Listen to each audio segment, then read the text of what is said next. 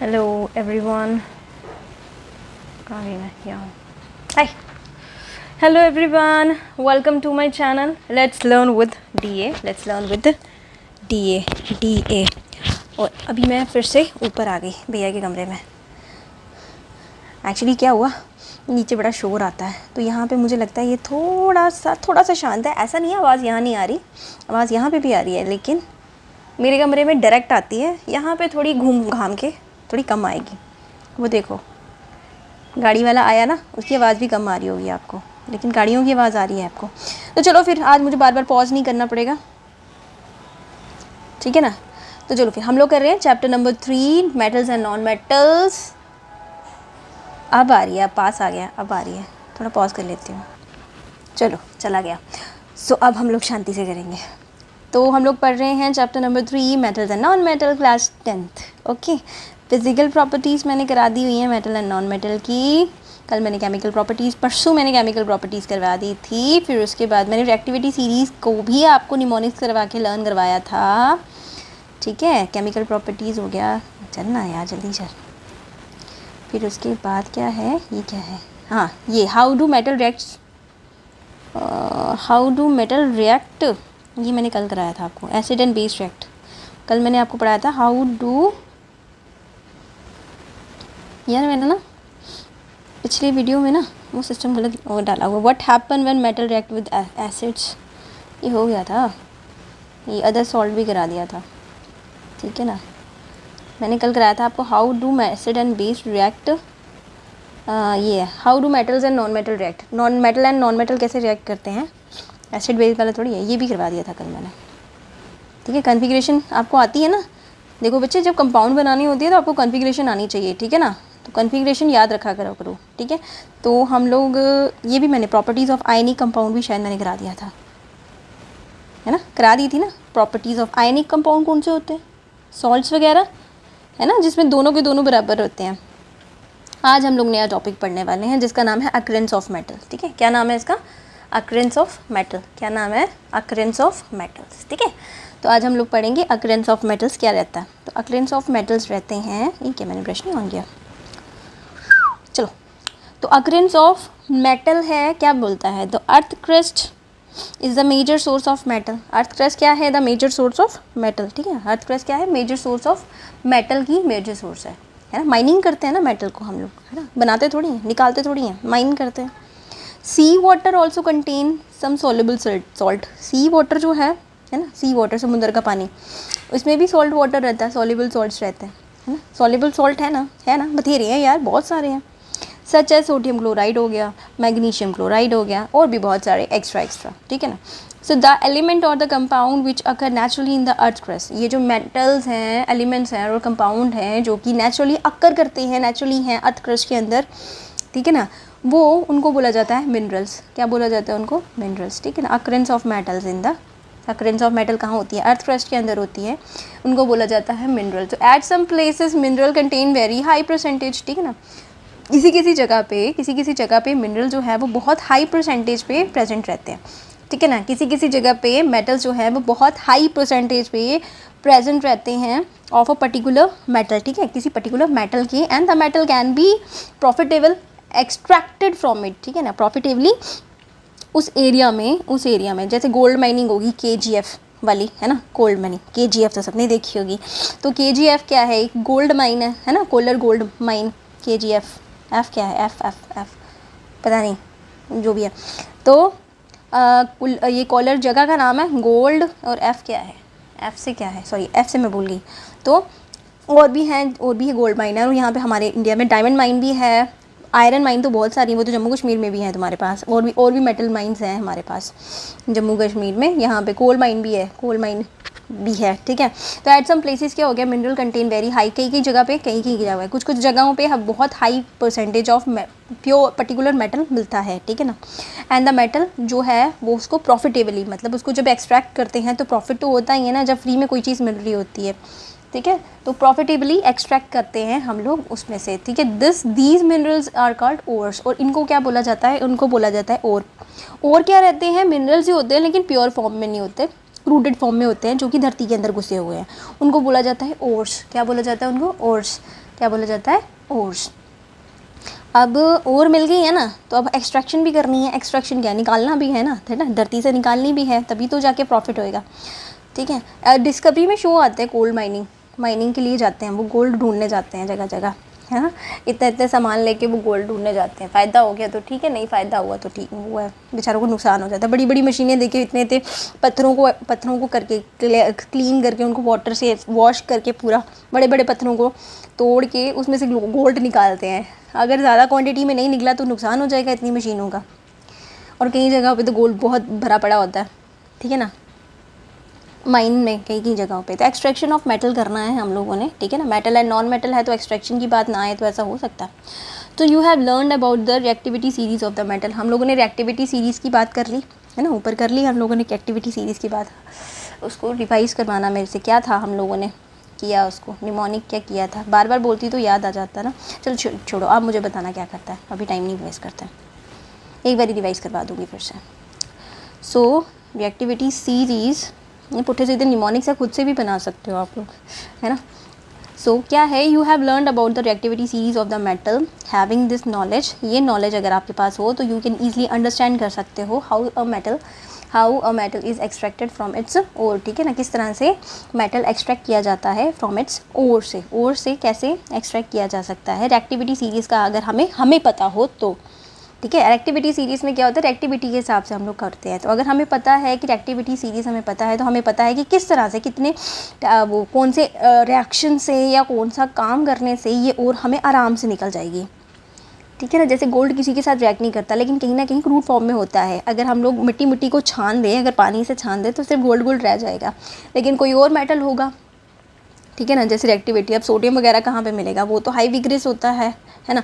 और कोई आयरन वगैरह है वो जल्दी जल्दी क्रोड हो जाता है, ठीक है। इस फॉर्म में अगर हमको मिलेंगे, हमको किस तरह से एक्सट्रैक्ट करवाने हैं, वो रिएक्टिविटी सीरीज़ अगर हमको पता होएगी तो हम लोग आराम से, मतलब कुछ ना कुछ जुगाड़ लगा लेंगे, कुछ ना कुछ सोच लेंगे कि किस तरह से एक्सट्रैक्ट करना है। तो you can easily understand how metal is extracted from the, और अगर हमको रिएक्टिविटी सीरीज़ पता होएगी तो some metals are therefore in the earth crust is the free state. Some metals के होते हैं, फाउंड करते हैं अर्थ क्रस्ट के अंदर, वो फ्री स्टेट में होते हैं, ठीक है ना। फ्री स्टेट मतलब अपनी ही स्टेट में होते हैं, अपनी फॉर्म में होते हैं, किसी और फॉर्म में नहीं होते। जैसे पेट्रोलियम होता है, तो पेट्रोलियम जो होता है पेट्रोल की फॉर्म में थोड़ी होता है, बीच में पेट्रोल डायरेक्ट पंप लगाओ और निकाल लो, ऐसा नहीं होता।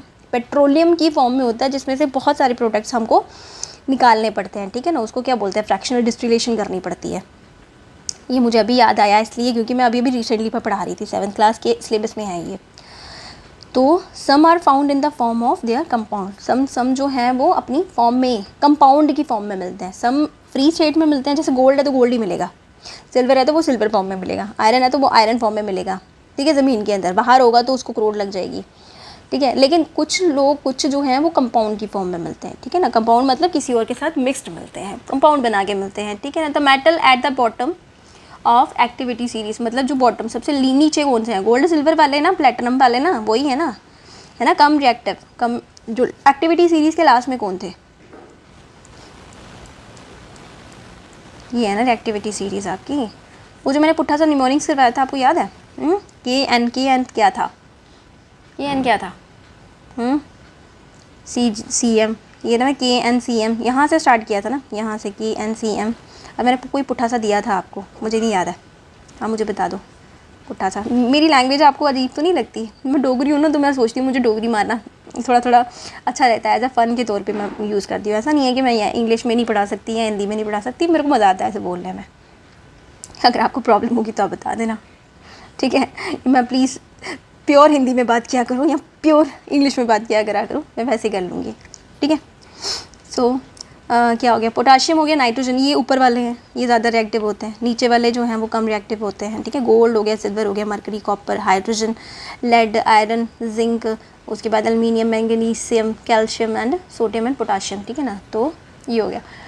अब ये अगर रिएक्टिविटी आपको सीरीज़ नहीं पता है तो याद कर लो, लर्न करना ज़रूरी है, ठीक है। 13 थे ना इसमें एलिमेंट्स,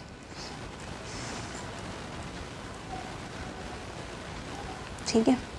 चलो चलो चलो चलो नीचे नीचे नीचे नीचे, कहाँ गया, प्रिवेंशन ऑफ द क्रोजन, यहाँ तक थोड़ी पहुँची हूँ मैं। प्रिवेंशन क्रोजन करा दिया क्या मैंने आपको, refining of metal, extraction of metal करने वाले थे ना हम लोग, ये extraction of the metals.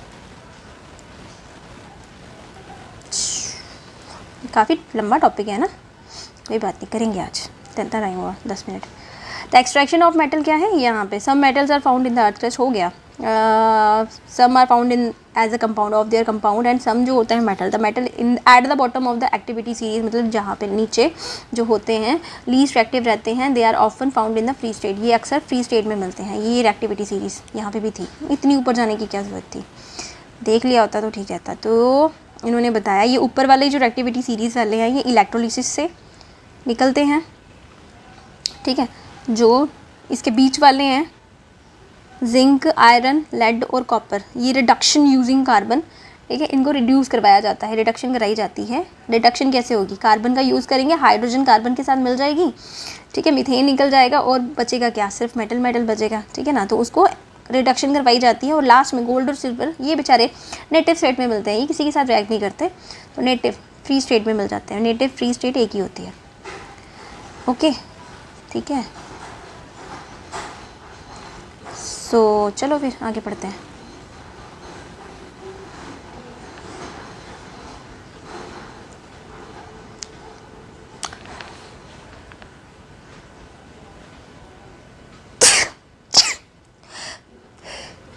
Excuse me, sorry. So native state हो गया, फॉर एग्जांपल हो गया गोल्ड, सिल्वर, प्लेटिनम हो गया, कॉपर हो गया, are found in the free state, ये सब फ्री स्टेट में मिलते हैं, ठीक है ना। जैसे कि copper, silver are found in combined state. अच्छा, ये copper, silver are also, copper और सिल्वर जो होते हैं ये इनको कंबाइंड स्टेट में भी कभी कभी मिल जाते हैं, जैसे कि देयर सल्फाइड और ऑक्साइड की ओर में, ठीक है, मतलब उनके साथ सल्फर मैच मिक्स होता है, या फिर AgSO4 या फिर AgO2 होता है, 3 होता है, मुझे याद नहीं है, तो Ag जो भी है, तो ऑक्साइड की फॉर्म में भी मिल सकता है और सल्फाइड की फॉर्म में भी मिल सकता है। The metal at the top of the activity series, जो मेटल होते हैं जो सबसे ऊपर होता है top of the activity series, जिनका नाम है पोटाशियम, नाइट्रोजन, ये इसका sodium, calcium, magnesium and aluminium, और सो रिएक्टिव, इतने रिएक्टिव होते हैं कि ये कभी भी नेटिव स्पेस में नहीं मिलते, नेटिव फ्री स्टेट में एलिमेंट ये फ्री स्टेट में कभी नहीं मिलते, नहीं तो जगह जगह फिर बम ब्लास्ट होना शुरू हो जाएगी ना, जैसे लैंड माइनिंग नहीं होती है ना, लैंड माइनिंग में हाथ पैर लगाओ तो फट गया, वैसा सिस्टम हो जाना था अगर ये नेटिव स्टेट में मिलते तो। The metal in the middle of the activity series, जो मेटल होते हैं middle of the activity series, जैसे जिंक हो गया, आयरन हो गया और लेड हो गया एक्स्ट्रा, ये मॉडरेट रिएक्टिव होते हैं, ठीक है, मॉडरेट मतलब मिक्सड होते, मतलब माइल्ड होते हैं, रिएक्टिव भी हैं और कम भी हैं, ठीक है ना। तो they are found in the earth crust, ये अर्थ क्रस्ट में मिलते हैं, ठीक है, अर्थ की क्रस्ट के ऊपर मिल जाते हैं। क्रस्ट कहाँ, ऊपर वाली लेयर आ गई ना, ऊपर वाली, मेनली एज अ कैसे मिलेंगे, ऑक्साइड की फॉर्म में, सल्फाइड की फॉर्म में, या फिर कार्बोनाइड्स की फॉर्म में, मतलब सल्फर के साथ मिक्स होंगे, ऑक्सीजन के साथ मिक्स होंगे, या फिर कार्बन के साथ मिक्स होंगे, ठीक है।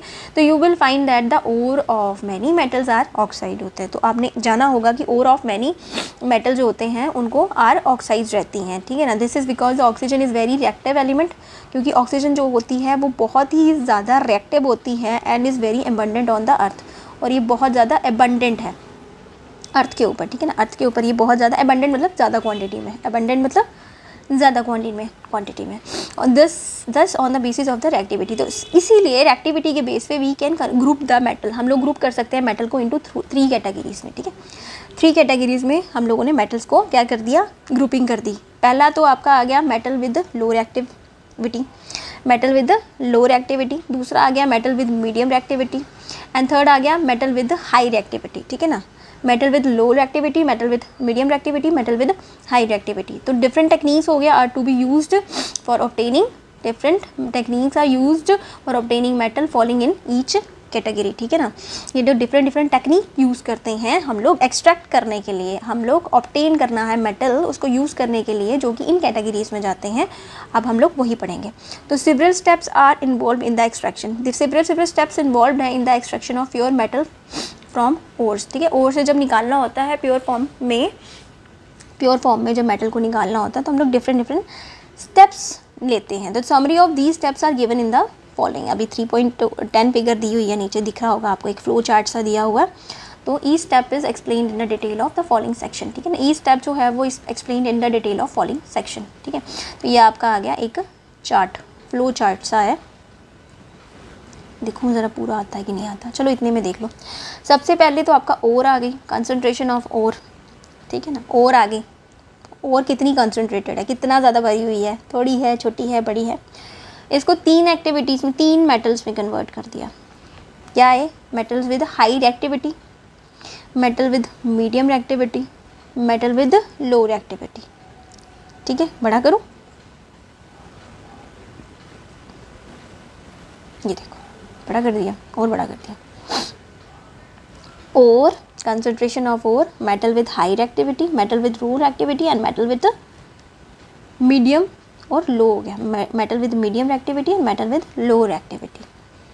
फिर metal with high reactivity के सिर्फ 2 ही मेथड इन्होंने 2 में ही ख़त्म कर दिया।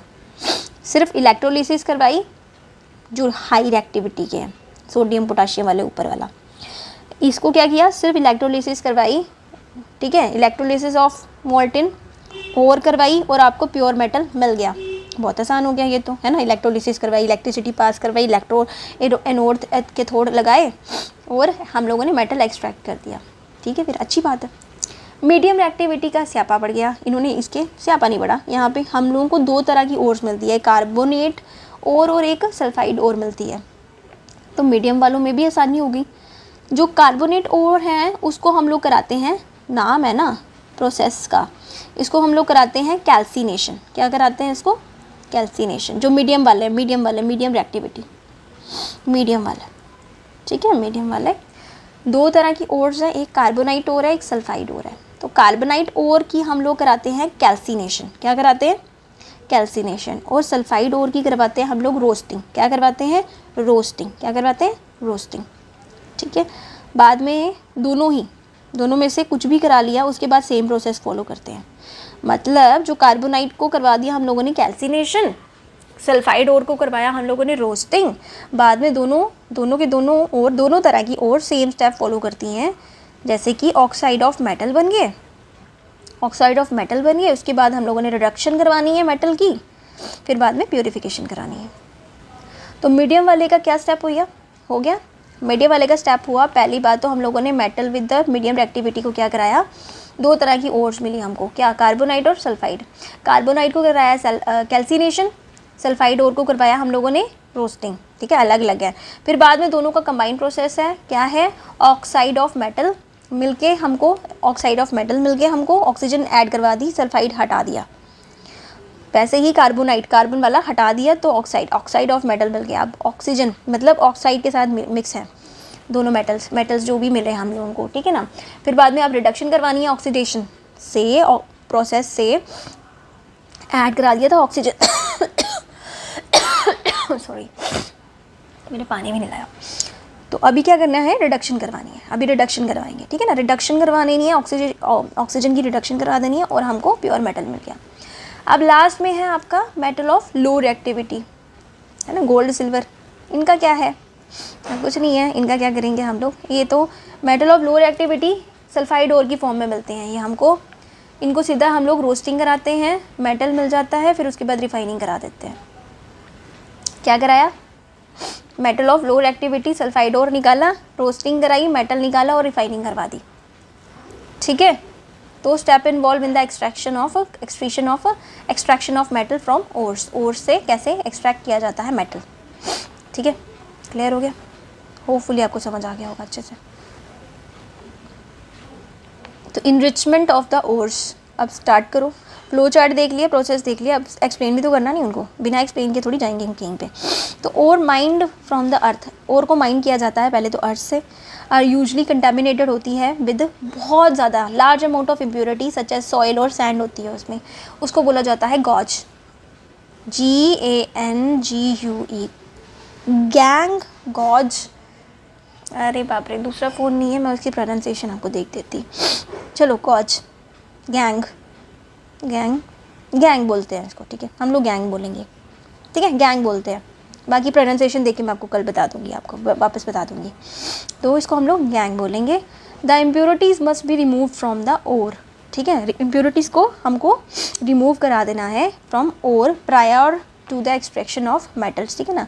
ठीक है, तो ओर की इम्प्योरिटीज़ को रिमूव करा दिया। मिट्टी है ना, पानी से भी निकल जाएगी, उसको पानी से निकल जाती है सैंड, अगर हम लोग छननी में रखेंगे ना, अगर हमारे जो मेटल है प्योर फॉर्म में अगर मोटा है, अगर पाउडर है फिर मुश्किल हो जाएगा छननी से निकलना, ठीक है। फिर और ज़्यादा पतली छननी लेनी पड़ेगी क्योंकि मिट्टी तो निकल जाएगी छननी से, है ना। अगर हमारा मेटल जो है वो ज़्यादा बड़ी फॉर्म में है तो वो तो आराम से निकल जाएगा। जैसे हम लोग आटा छानते हैं ना, है ना, क्या बोलते हैं उसको, सीविंग करते हैं, है ना, सीव, छननी को क्या बोलते हैं, SEIVE, सीव वगैरह, ठीक है। उसके साथ अगर हम लोग करेंगे तो आराम से निकल जाता है। लेकिन अगर पार्टिकल छोटे छोटे हुए तो क्या करेंगे, फिर ऐसे थोड़ी निकलेगा। तो ये हम लोगों की पहली प्रॉपर्टी है, और is prior to the extraction of metals. तो द प्रोसेस, अभी जो प्रोसेस इन्वॉल्व होएगा, process use for removing the gangue बोल देते हैं इसको हम गैंग बोलते हैं। आप मेरे को वो करते ना, करेक्ट कर देना, ठीक है। From the ore are based on the difference between the physical और द केमिकल प्रॉपर्टीज़, ठीक है ना। तो ये जो है गैंग फ्रॉम द ओर हम लोग रिमूव करवा रहे हैं on the based on the difference. किसके ऊपर बेस कर रही है, difference between the physical and the chemical properties के ऊपर, किसकी, गैंग की। जो इम्प्योरिटी है ना, इम्प्योरिटी कुछ भी हो सकती है, अदर और भी हो सकता है, अदर मेटल भी हो सकता है, इम्प्योरिटी है ना, कुछ भी हो सकती है ना। किसी और की इम्प्योरिटी भी हो सकती है, सकता है गोल्ड के साथ कुछ और मेटल भी बीच में घुसा हो, जिंक हो या फिर कोई और भी हो, उसको भी तो, वो भी तो गैंग बन सकता है ना। इम्प्योरिटी किसी चीज़ की भी हो सकती है, ठीक है ना, गैंग और एंड द ओर। तो ये डिफरेंट सेपरेशन टेक्निक्स होती हैं अकॉर्डिंगली एम्प्लॉयड। तो जिस तरह की और होगी, हम लोग एक्सट्रैक्शन ये जो हमारी डिफरेंट टेक्निक्स होती हैं सेपरेट करने की, वो भी तो डिफरेंट ही होंगी, है ना, ऐसे थोड़ी आ जाएगी। तो पहले हम लोग करेंगे extracting metal low in the activity series. जो metal low in the activity series है, नीचे वाले कौन से, गोल्ड वाले, सिल्वर वाले, मरकरी वाला, उसको एक्सट्रैक्ट करना है। तो करो, फिर करते हैं। Metal low in the activity series are very unreactive, बहुत कम रिएक्टिव होते हैं, अनरिएक्टिव रहते हैं, ठीक है ना। The oxides of their metals, इनके जो ऑक्साइड होते हैं मेटल्स के, रिड्यूस कर देते हैं to metal by heating alone. अगर हम लोग सिर्फ गर्म भी कर देंगे ना, तब भी ऑक्साइड को रिलीज़ कर देंगे। फॉर एग्जाम्पल हो गया सिनेबार। अब ओर्स के नाम दिए हुए हैं, ठीक है ना, ओर्स के अलग अलग नाम होते हैं, ठीक है। कॉपर के बॉक्साइट वगैरह नाम सुना होगा आपने। तो मरकरी का एक और का नाम है सिनेबार, CINNABAR। ये क्वेश्चन पूछ सकते हैं आपको, मल्टीपल चॉइस में आते हैं। तो सिनेबार, इसका फॉर्मूला रहता है सोडियम नहीं है ये, मरकरी सल्फाइड, मर्क्यूरिक सल्फाइड, ठीक है ना, मर्क्यूरी सल्फाइड। तो देख, सिनेबार होगी is an ore of mercury, HGS is a ore of mercury sulphide ore होगी ना, सल्फर लगा हुआ है तो सल्फाइड ओर होगी। When it is heated in air, जब उसको हवा में गर्म करेंगे, ठीक है ना, ओपन एयर में गर्म करेंगे, तो it is first converted into mercuric oxide. तो सबसे पहले ये किस में कन्वर्ट हो जाएगी, मर्क्यूरिक ऑक्साइड में, HGO में कन्वर्ट हो जाएगी। फिर बाद में मर्क्यूरिक ऑक्साइड को रिड्यूस करवा देंगे हम लोग, रिडक्शन करा देंगे उसकी, तो बन जाएगी ये मर्करी ऑन फर्दर हीटिंग। उसके बाद ये मर्करी बन जाएगी, इसको फर्दर जब हीट करेंगे तो ये आपका आ गया HG सल्फाइड और प्लस ऑक्सीजन डाला इसमें, इसने दिया HGO और सल्फर डाइऑक्साइड बेचारे को रिड्यूस करवा दिया, ठीक है ना, इसकी रिडक्शन हो गई। आप इसको बैलेंस कर लो, है ना, मैंने थोड़ी करना बैलेंस, आप करोगे, मैं नहीं करूँगी। ऑक्सीजन यहाँ पे 2 है, यहाँ पे 3 है, तो इसको अगर हम लोगों ने इंक्रीज़ कर दिया 2 टाइम आ गया, तो HG भी 2 टाइम हो गया। सल्फ़र यहाँ पे 2 टाइम करना पड़ेगा, तो यहाँ पे 2 टाइम हो गया। अब ऑक्सीजन कितना हो गया हमारे पास, 2 2 2 4 4 + 2 6 हो गया ऑक्सीजन। अभी ऑक्सीजन कम पड़ रहा है हमको, क्योंकि यहाँ पे ऑक्सीजन है नहीं है और यहाँ पे ऑक्सीजन अकेला है, और ऑक्सीजन की ही कमी आ रही है हमको, तो इसलिए ऑक्सीजन को 3 टाइम ले लेते हैं ना, 3 2 का 6 होते हैं। होगी बैलेंसिंग, होगी, समझ आ गई आपको बैलेंसिंग, होपफुली आपको बैलेंसिंग समझ आ गई होगी, ठीक है। तो ये HGO निकल गया, HGO निकल गया ना, तो HGO को रिड्यूस करवाना है, आगे गर्म कर दो सीधा। तो HGO को क्या किया, सीधा गर्म कर दिया हम लोगों ने, HE80 गर्म कर दिया इसको, तो निकला HG अलग हो गया, ऑक्सीजन बेचारा उड़ गया गैस की तरह। HG क्या था, वो भी लिक्विड की फॉर्म में होता है, लेकिन इसको भी ज़रा बैलेंस कर लो। तो O2 है तो यहाँ पे 2 लगा दो, यहाँ पे भी 2 लगा दो, हो गया बराबर, ठीक है, ओके। तो सिमिलरली क्या हो गया, कॉपर जो होता है which is found, similarly copper which is found as Cu2s, ठीक है, Cu2s in nature can be obtained from its ore by just heating in the air. उसको अगर हम लोगों ने कॉपर सल्फाइड से अगर हम लोगों ने ऑक्सीजन ऐड करा के ऑक्सीजन निकालनी है तो जस्ट आपको गर्म करना पड़ेगा, वो भी एयर में, ओपन एयर में, कोई वो नहीं है। तो वही हो गया। सिमिलरली कॉपर भी ऐसे ही निकल जाएगा, Cu2s, ठीक है ना। ये इसका एटॉमिक नंबर के हिसाब से इसका कंपाउंड बनता है। मैंने आपको एटॉमिक नंबर से कंपाउंड बनाना सिखाया, ऊपर देख लो, ठीक है ना। उसके बाद आया Cu2O हो गया प्लस SO2 हो गया। इसको ज़रा बैलेंस कर लो बैलेंस इसको। ऑक्सीजन कितना है यहाँ पे, फिर से 3 आ रहा है, 3 3 6 आ रहा है। अगर मैं इसको बढ़ा दूँ तो ये कितना हो जाएगा, यहाँ पे भी बढ़ाना पड़ेगा, 4 2 6, ये 3 हो गया, ये कितना हो गया, कॉपर आ गया 4 हो गया बराबर सारा। फिर से Cu2 जो निकला, O निकला, Cu2O निकला ना, उसको हम लोगों ने अरे इसी से Cu2S के साथ ही इसको हीट करवाया, वापस इसी के साथ हीट करवाया, तो कॉपर अलग हो गया और सल्फ़र डाइऑक्साइड अलग हो गया, प्लस SO2 अलग हो गया, ये है, ठीक है। तो ये 6 टाइम कॉपर बन गया। कॉपर कितनी है, 4 है ना, 4 है तो यहाँ पे डबल कर दो, हाँ डबल कर दो। ऑक्सीजन यहाँ पे सल्फ़र के साथ निकल गया, क्लियर हो गया। तो कॉपर और मरकरी को एक्सट्रैक्ट करवा लिया। आगे क्या लिखा हुआ है, गोल्ड एंड सिल्वर को माइन करना आसान है, वो सीधा ही हम लोग पानी से या हीट करा के या ऑक्सीजन के साथ करवा के ना आराम से निकाल सकते हैं। इन्होंने कॉपर और मरकरी का एक्सट्रैक्शन बता दिया। अब आया extraction of metal, extracting metal in the middle of activity series. जो middle of the activity series में थे ना, कौन से थे, जिंक, आयरन और एल्युमिनियम टाइप्स, उनको कैसे कराना है। तो metal in the middle of the activity series like iron, zinc और लेड हो गया, कॉपर भी हो गया एक्स्ट्रा, आर मॉडरेट रिएक्टिव होते हैं। These are usually present as sulphide ore, ठीक है ना। ये प्रेजेंट होते हैं सल्फाइड ओर के फॉर्म में एंड कार्बोनाइट की फॉर्म में होते हैं। नेचर में ऊपर देख लिया हम लोगों ने ना, चार्ट पढ़ा, फ्लो चार्ट पढ़ लिया। तो it is easier to obtain the metal, हमको ईजियर होता है ऑब्टेन करना मेटल फ्रॉम द ऑक्साइड से as compare to the sulphide और कार्बोनाइट से। मतलब ऑक्सीजन से हमको मेटल निकालना आसान होता है, लेकिन सल्फाइड और कार्बोनाइट से निकालना थोड़ा मुश्किल हो जाता है। सो देयरफॉर प्रायोर, यहाँ पे इसकी प्रायोरिटी जो है, इसको प्रायोर जो दे रहे हैं हम लोग, वो दे रहे हैं रिडक्शन। हम लोग रिडक्शन मेथड करवा रहे हैं। The metal sulphide and carbonite must be converted into, इसको मेटल ऑक्साइड में बनाना ही पड़ेगा, ठीक है ना। मेटल सल्फाइड को या फिर कार्बोनाइट को इसको मेटल ऑक्साइड कराना ही पड़ेगा, तब जाके ऑक्सीजन जो है वो रिड्यूस हो जाएगी। तो क्या करना पड़ेगा, sulphide ore are converted into oxides by heating strongly in the presence of air, ठीक है ना। In the presence of air इसको स्ट्रांगली क्या करना पड़ेगा, इसको हीट करना पड़ेगा। दिस प्रोसेस को बोलते हैं रोस्टिंग। जब आप घर में रोस्ट करते हो तो उसको बहुत ज़्यादा हीट में देते हो ना, लेकिन ओपन रखते हो। ऐसा थोड़ी है कि सिल रख देते हो, पानी को इवेपोरेट होने देते हो, इसलिए हम लोग ओपन में रखते हैं। रोस्टिंग कैसे होती है, हैं, तेल वेल मत लगाओ, सिंपल रोस्ट करना शुरू कर दो। भरता बनाना होता है तो उसको रोस्ट ही करते हैं ना मम्मा, बैंगन को, वैसे ही उसी को। ये भी वही प्रोसेस है, रोस्ट कर रहे हैं इसको, ठीक है ना, मेटल्स को, सल्फाइड और कार्बोनाइट वाली। तो फिर क्या होता है, ये जो कार्बोनाइट और रोस्टिंग पता चल गया ना आपको क्या होता है। तो ये जो कार्बोनाइट ओर होती है आर चेंज इनटू, बाद में ऑक्साइड बन जाती है। ऑक्सीजन के कंटेक्ट में आ गई ना, तो सल्फाइड जो है वो ऑक्साइड बन गया by heating strongly in limited air.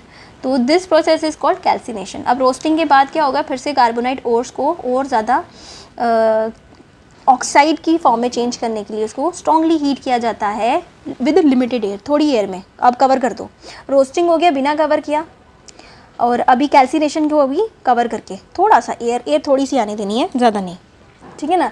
उस प्रोसेस को बोला जाता है कैल्सिनेशन, ठीक है ना। सल्फाइड ओर को हम लोगों ने रोस्टिंग की थी, ऊपर फ्लो चार्ट याद है ना। सल्फाइड ओर को हम लोगों ने क्या किया था, रोस्ट किया था, है ना। एंड कार्बोनाइट ओर को कैल्सिनेशन किया। ये लिमिटेड एयर यूज़ करती है, ठीक है ना, लिमिटेड एयर यूज़ करती है कार्बोनाइट और कैल्सिनेशन और रोस्टिंग में तो एयर में ही करना है, ठीक है, विद एयर, ज़्यादा एयर के फॉर्म, एयर विद एयर यहाँ पे जो भी है, ठीक है। चलो चलो चलो चलो। सो ये जो केमिकल रिएक्शन बनी दस takes place during the roasting and the calcination of the zinc ore can be shown in the following. तो रोस्टिंग के टाइम पे जो बनी रिएक्शन, ये रोस्टिंग के टाइम पे जो रिएक्शन बनी वो ये है, Zn Zn, यहाँ पर जो बोलना है बोलो, ठीक है। Sulphate, zinc sulphate plus oxygen, इसको किया हीट, तो बनी ये जिंक ऑक्साइड और बन गई, और सल्फर डाइऑक्साइड जो है वो उड़ गया गैस की फॉर्म में, ठीक है, जी और गैस। इसको बैलेंस करो, ऑक्सीजन 2 है, ऑक्सीजन यहाँ पे 3 है, यहाँ पे 2 लगाओ, यहाँ पे 2 लगाओ, तो सल्फ़र को भी 2 देना पड़ेगा, तब जाके ये बराबर हो जाएगा। हो गया बराबर, ठीक है ना। ओके, बैलेंसिंग हो गई। और कैल्सिनेशन में क्या होता है, जिंक कार्बोनेट को थोड़ा सा हीट करना है, ये सॉलिड फॉर्म में है, फिर ये जिंक ऑक्साइड बन जाएगा, कार्बन डाइऑक्साइड इसकी उड़ जाएगी बेचारी, CO2 यहीं से निकल जाएगी, इसको ज़्यादा गर्म करने की ज़रूरत नहीं है, ठीक है ना। इसमें कार्बन पहले से ही है, और कार्बन गैस बनने में वैसे ही बड़ी जल्दी रहती है। तो मेटल ऑक्साइड देन रिड्यूस, उसके बाद मेटल ऑक्साइड को, ये जो है ZnO बना, इसको आराम से रिड्यूस कर सकते हैं, ठीक है ना। रिड्यूस कर सकते हैं by the two the corresponding metals by using suitable reducing agent.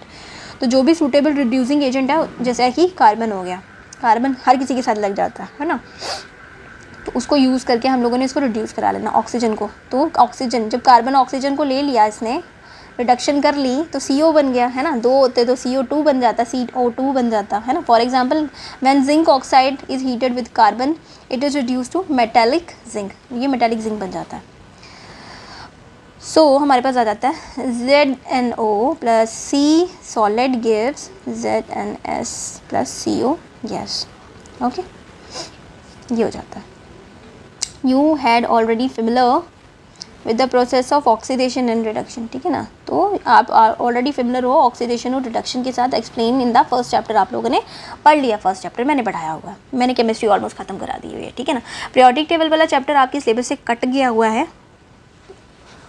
ठीक है ना। फिर भी अगर आपको पीरियोडिक टेबल थोड़ा सा पढ़ना है तो 11th क्लास का चैप्टर है एक, वो मैंने पढ़ाया हुआ है। वैसे छोड़ो, मेरे आपने क्या करना है, पीरियोडिक टेबल थोड़ा थोड़ा आइडिया तो दे ही देते हैं हम लोग, और 9th में भी पढ़ा ही है आपने, है ना, इसलिए उन्होंने कटवा दिया होगा, सिलेबस से आपका कटा है। तो 4 चैप्टर्स हैं, तो करो, मज़े से करो।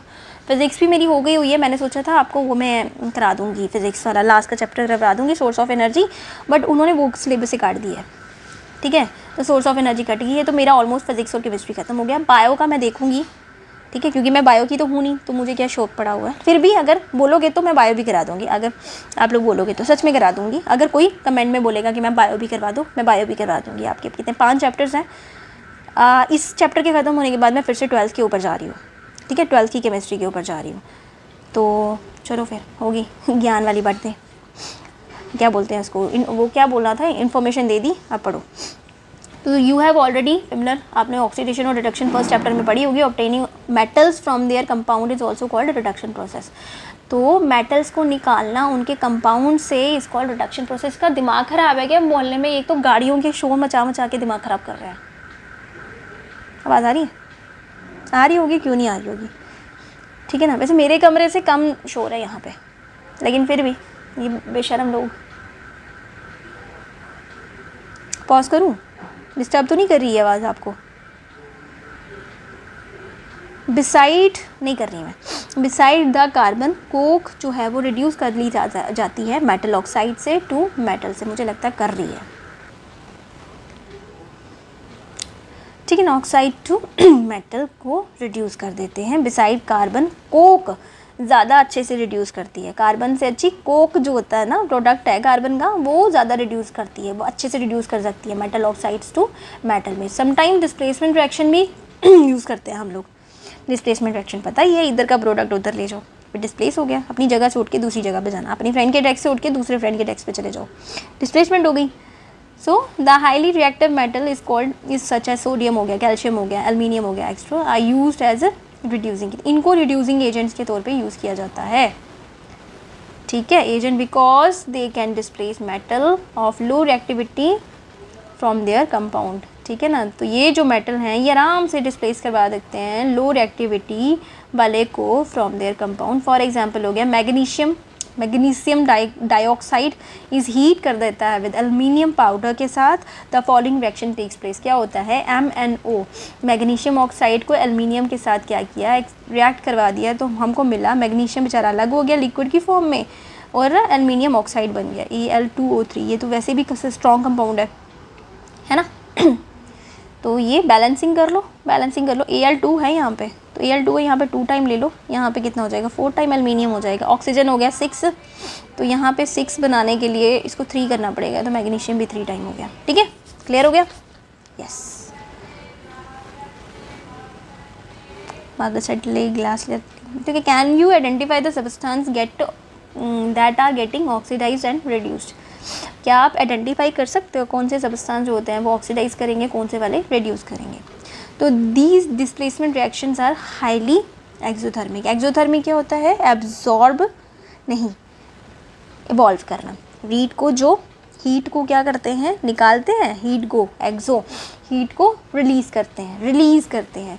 तो ये जो डिस्प्लेसमेंट रिएक्शन होती हैं ये हाईली एक्सोथर्मिक होती हैं। The amount of heat evolve मतलब बाहर निकलना इज़ सो लार्ज, ये इतनी ज़्यादा लार्ज होती है that the metal are produce in the molten state. तो इसलिए मेटल जो होते हैं वो मोल्टन स्टेट में निकलते हैं, ठीक है ना। मोल्टन मतलब पिघली हुई फॉर्म में।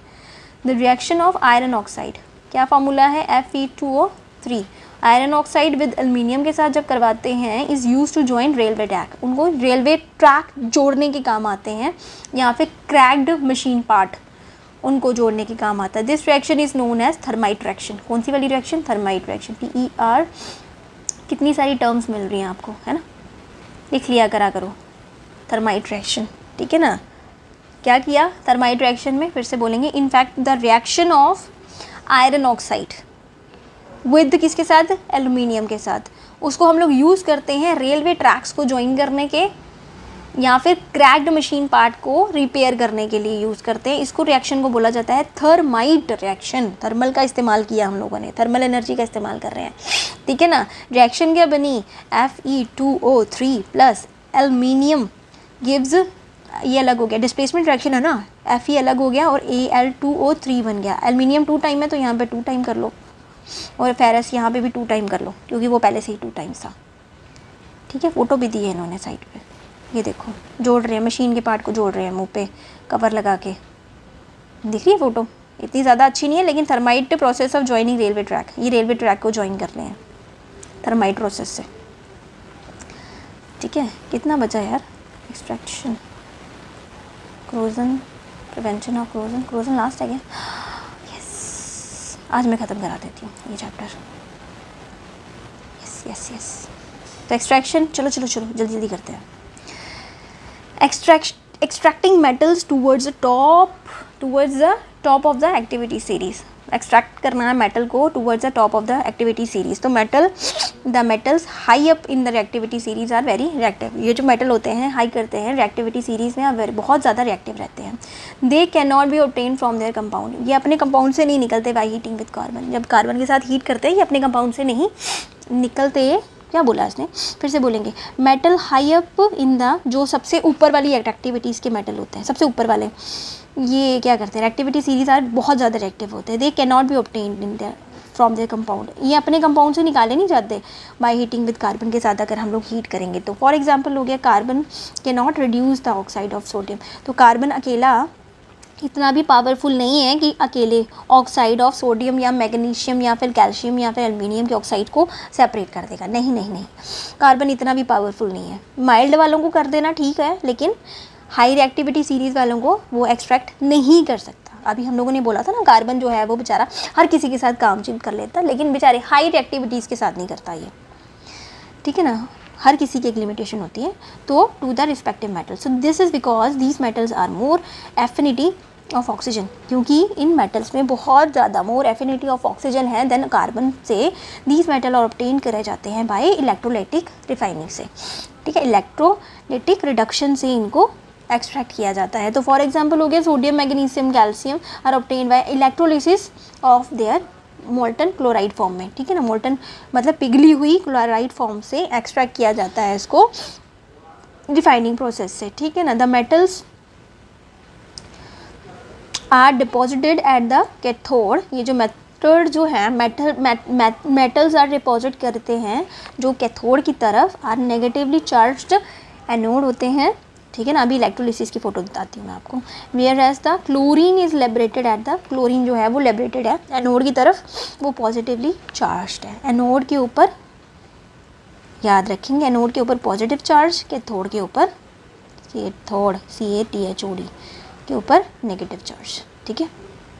द रिएक्शंस आर, ये जो रिएक्शंस निकली at cathode sodium plus electron, sodium के पास एक इलेक्ट्रॉन जो होता है, क्या होता है, एक्स्ट्रा होता है ना, वो लूज़ करवाता है, तो बेचारा जब इसके साथ मिल जाए तो वो सोडियम बन जाता है। और क्लोरीन के पास क्या होता है, एक एक्स्ट्रा आ जाता है। अच्छा, इसके पास एक्स्ट्रा होता है तो ये Cl2 + 2 टाइम इलेक्ट्रॉन रिड्यूस करवा देता है ये, ठीक है। यहाँ पे ये देखो,